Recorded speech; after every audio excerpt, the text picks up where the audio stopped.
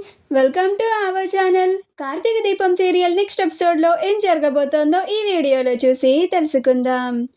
క్షేమంగా ఇంటికి తిరిగి వచ్చిన దీప అసలేం జరిగింది అని తెలుసుకోవడానికి ఈ వీడియోని స్కిప్ చేయకుండా ఎండ్ వరకు చూసేయండి. దీపని డిశ్చార్జ్ చేసిన తరువాత నేరుగా ఇంటికి తీసుకువెళ్లకుండా జ్యోత్స్న వాళ్ళ ఇంటికి తీసుకెళ్తాడు కార్తీక్. అక్కడ సుమిత్రకి దీప కార్తీక్లు ఇద్దరూ కలిసి తనని బ్రతికించినందుకు కృతజ్ఞత చెప్పి తిరిగి ఇంటికి వచ్చేస్తూ ఉంటారు. అప్పుడు పారిజాతం జ్యోత్స్న ఇలా రావే అని లాక్కెళ్తూ ఉంటుంది. అప్పుడు జ్యోత్స్న పారిజాతంతో వెళ్ళి ఇదేంటి గ్రానీ ఇలా లాక్కొచ్చింది, గ్రానీకి ఏమన్నా డౌట్ వచ్చిందా నా మీద అని అనుకుంటూ ఉంటుంది. అప్పుడు పారిజాతం జ్యోత్స్న నిజం చెప్పవే, దశరథికి బుల్లెట్ తగిలిన దాంట్లో నీ హస్తం ఉందా అని అంటుంది. అప్పుడు జ్యోత్స్న ఇదేంటి గ్రానీ నన్ను ఇలా అడుగుతుంది, నా మీద గ్రానీకి డౌట్ వచ్చిందా అని కంగారు పడిపోతూ ఉంటుంది. ఇప్పుడు గ్రానీకి నేనేం చెప్పాలి అని అనుకుంటూ ఉంటుంది.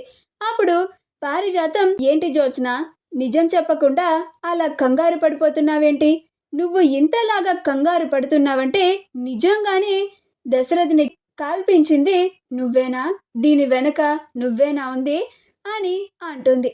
అప్పుడు జ్యోత్స్న ఏం మాట్లాడుతున్నావు గ్రానీ, మా డాడీని నేనెందుకు చంపించాలని చూస్తాను అని అంటుంది. అప్పుడు పారిజాతం మీ డాడీ కాదు, నీ కన్న తండ్రి నా కొడుకు దాసు, నువ్వు నాకే చెప్తున్నావు నీ గురించి నాకు చాలా బాగా తెలుసు జ్యోత్స్న, అన్నీ తెలుసుకొనే నేను ఇలా మాట్లాడుతున్నాను అని అంటుంది. ఆ మాట వినగానే జ్యోత్స్న ఇదేంటి గ్రానీ అన్నీ తెలుసుకొని ఇలా మాట్లాడుతున్నాను అని అంటుందేంటి, కొంపతీసి నేను సత్తిపండు చేత మా డాడీని కాల్పించింది గ్రానీకి తెలిసిపోయిందా అని కంగారు పడిపోతూ ఉంటుంది. ఏంటి గ్రానీ ఏం తెలిసింది నీకు అని అంటుంది.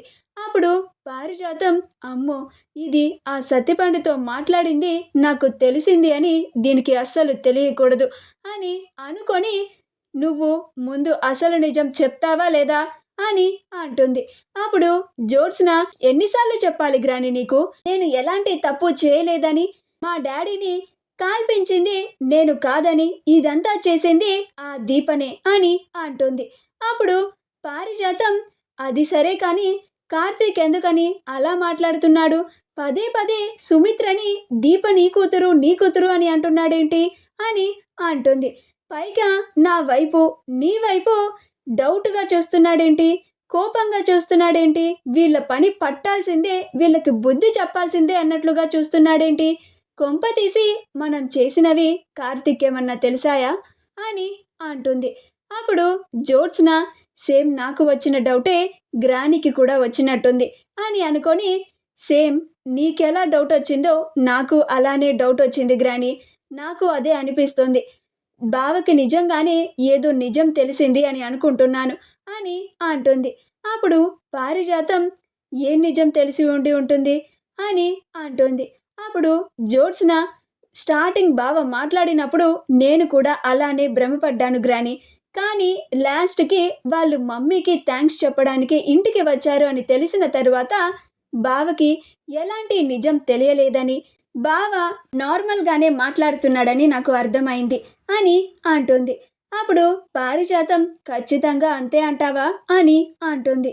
అప్పుడు జ్యోత్స్న అంతే గ్రానీ, అది కాకుండా ఇంకేముంటుంది అని అంటుంది. కార్తీక్ దీపని ఇంటికి తీసుకెళ్తాడు.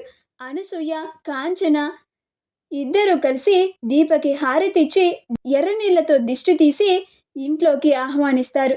శౌర్య దీపని చూసి చాలా సంతోషపడుతూ ఉంటుంది. అమ్మా నువ్వొచ్చేసావా అని అంటూ ఉంటుంది. మా వీడియో కనుక మీకు నచ్చినట్లయితే లైక్ చేయండి, షేర్ చేయండి, మా ఛానల్ని సబ్స్క్రైబ్ చేసుకోండి, పక్కనే ఉన్న బెల్ ఐకాన్ని క్లిక్ చేయడం మాత్రం మర్చిపోకండి.